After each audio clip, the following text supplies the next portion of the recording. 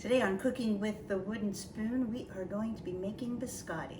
This is one of Matt's favorite treats. We almost always keep a supply of biscotti downstairs at our coffee bar, which is probably our favorite place in the house.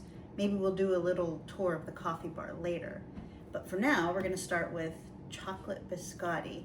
This recipe was requested by my amazing daughter, Lizbeth, so she'll enjoy learning how to make this biscotti. We also actually sell biscotti almost every week at a farmer's market near Ridgway, Wisconsin. We've enjoyed doing that for a while, so I have made many batches of biscotti. My favorite flavor of biscotti is actually cranberry almond, and that's what my daughter-in-law Julia likes too. But for today, we are going to make chocolate. That's Matt's favorite. So we're going to get started with our mise en place.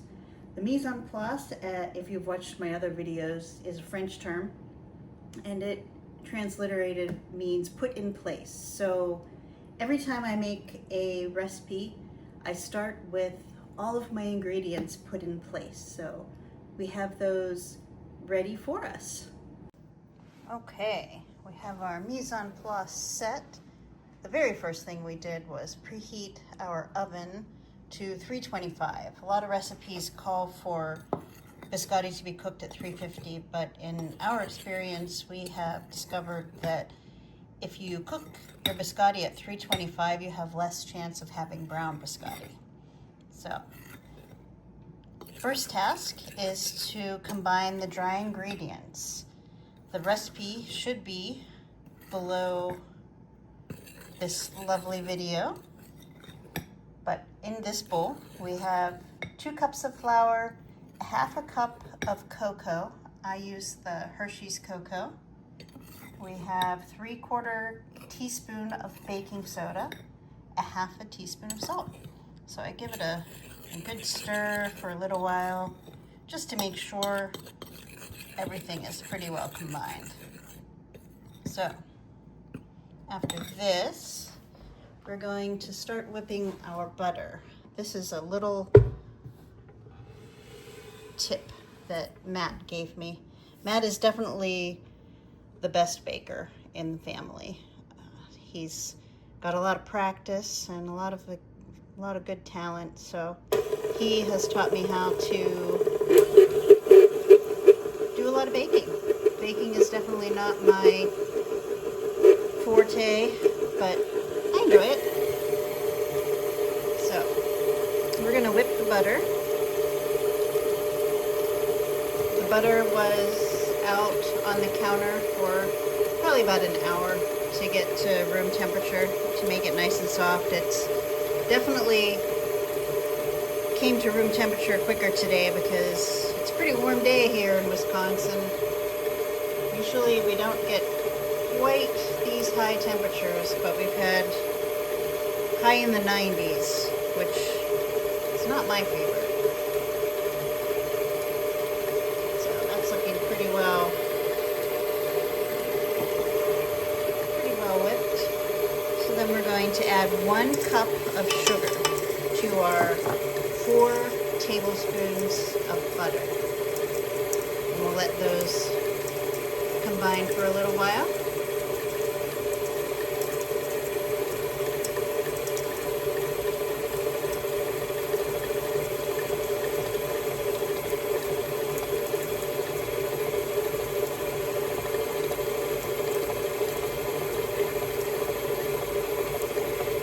Great consistency, so we're going to go ahead and stop there with that.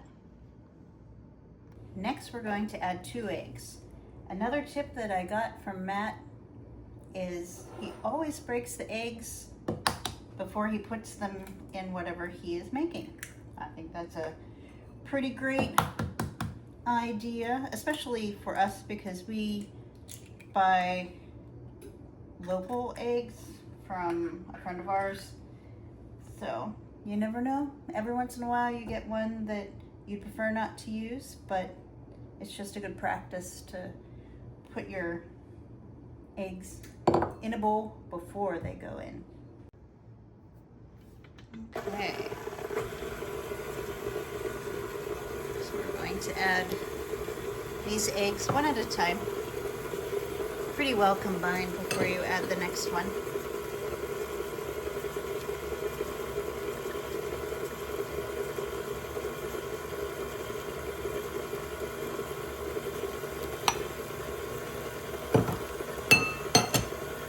Okay.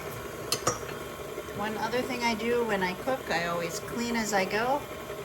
So while this is cooking in the oven, I will be doing dishes.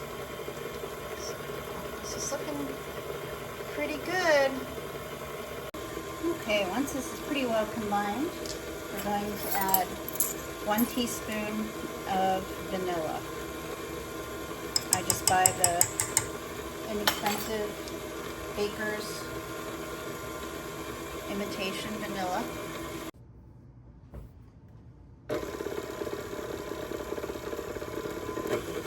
Okay, that is pretty well combined. Sometimes my mixer makes interesting sounds. Don't worry about that. The mixer is older than my oldest child, and he is 29, so it's pretty old. Next, we're going to add a little bit of the dry ingredients, and we'll let it combine.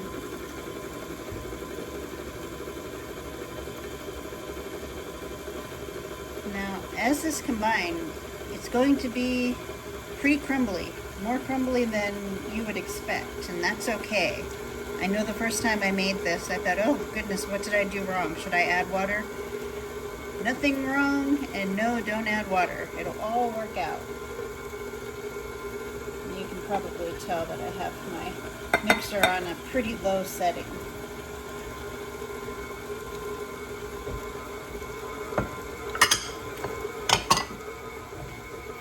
Okay, we're going to be adding 1 cup of semi-sweet chocolate chips as well. So I'm going to go ahead and get those ready. This combines.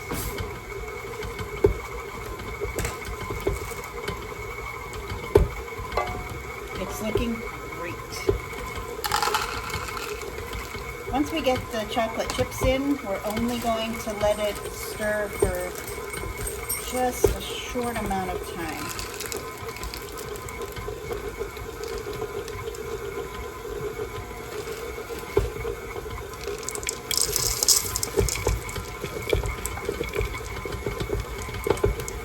Okay, awesome. Perfect. So, Bo came out and is very interested in what we are doing.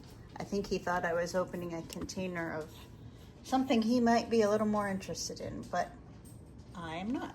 So, okay, we are ready to form these into logs. Since I am making these biscotti for the Ridgeway Market, I am pretty precise when I do it. So what we will do is use our kitchen scale, and we will get both of the logs to the same weight. That said 385. This said 380. Wow, that's pretty close. So there we go. They're both about 380-ish. There's more in here, so what I do is measure the rest and then just divide it in half. 80, so that's easy math even for me. Not the best at math, but that's okay. Matt is a math whiz, so I don't need to be good at math, right? Okay, so we'll video these logs when we're done, just so you can get a better picture of where, even on the wax paper, they will go. You certainly don't have to use wax paper. You don't have to weigh these. They're just 2 things that I've found work well. Another little suggestion is I usually try to flatten them a little bit and then wash my hands, because if my hands are drier, I'll be able to have I'll be able to have a nicer finished product. So I'm going to wash my hands.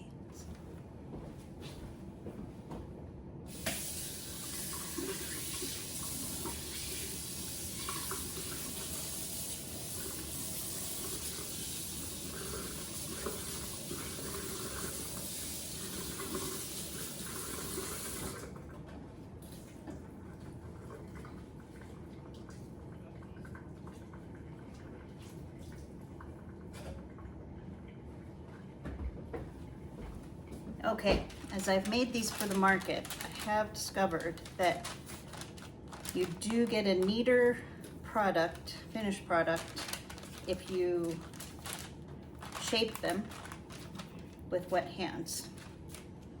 So what I'm doing is shaping them into logs that are similar in size. Honestly, the log size doesn't matter that much, because really it's whatever you would like, but I have found the size that works for me. Okay, there you go. I really like this waxed paper. Oh, I keep saying wax paper, but it's actually parchment paper. So it's Reynolds Kitchen parchment paper. I like it because it has little grid marks on it, and that helps me keep things about the same size. Again, don't worry about being too precise, but here's what we are measuring out. 4 by 9. So just to give you a general idea of what mine end up being. So what we're going to do is we're going to cook these at 325 for 30 minutes. And while we cook these, we will do all the dishes. Okay, let's see what we got. Oh, they look perfect. That's awesome. So for the other flavors, I would take a toothpick and insert it and pull it out to see if the toothpick was clean. But for chocolate, can't do that because every time I put it in, there's chocolate chips. So it's hard to get a good indication of whether they're done or not. But these are perfect. They look wonderful. So we will let them cool for about 20 minutes and then we will cut them. Okay, next we're going to cut our biscotti into little slices. So one trick that I would suggest is before you cut the biscotti, take some water and brush the top of the biscotti with the water. This will help your knife go through the biscotti a little easier.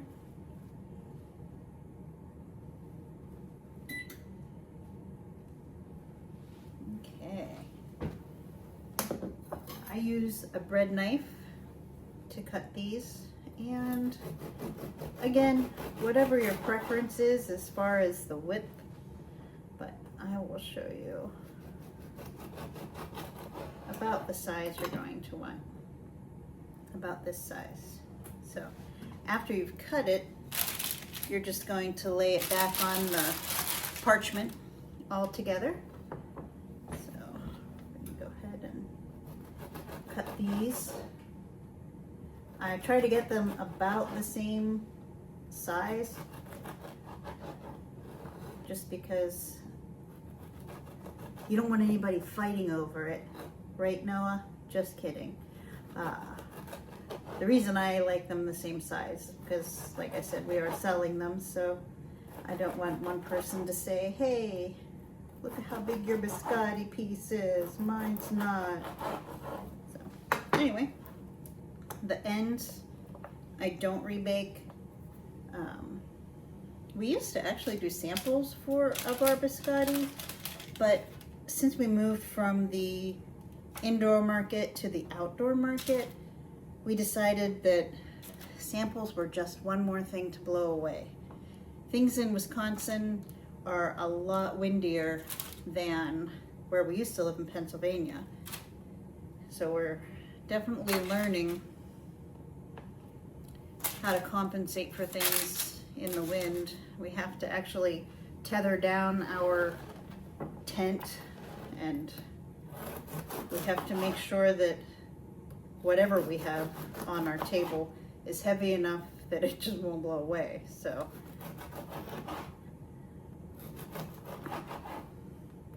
we do love it here though. I'll take the wind any day. And actually on a day like today, I had said that it was 95 today, somewhere around there. The wind really does help. One thing that is a little bit of a hindrance, Matt and I both enjoy biking, and it is harder to bike here in the wind. So there are days that we aren't able to bike because it's just so windy. But again, that's okay. I will take it because we love Wisconsin. So you can see that I'm putting these on the tray so that they're not touching, just because I think that that helps them cook a little better and be crisper. There we go. We got them all on the tray. What we're going to do is cook them on this side for 10 minutes, and then we're going to flip them over one at a time and cook them for another 10 minutes. That will give them that crispiness that we're looking for the biscotti.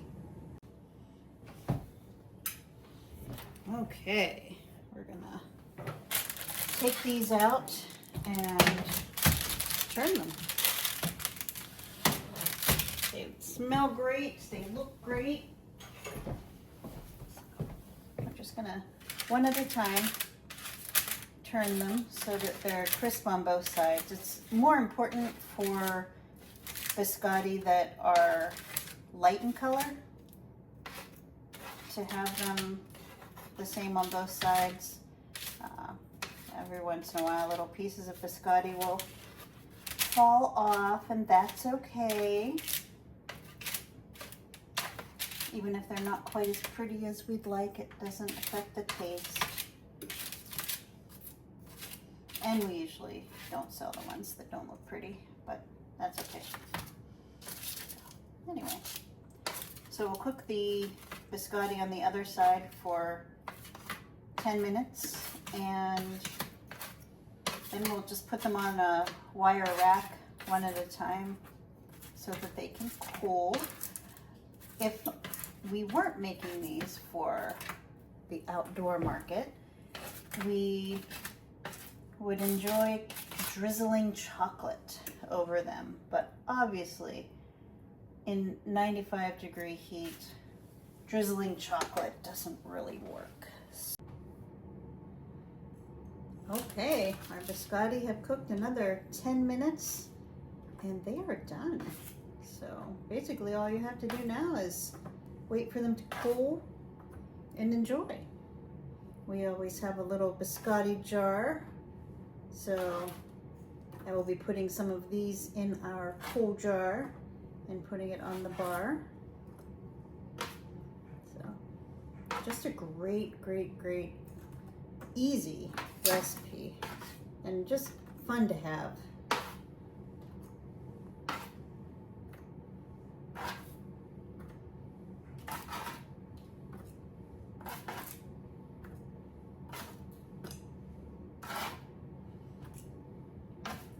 Okay, we'll be making other flavors of biscotti at some point, so join us then.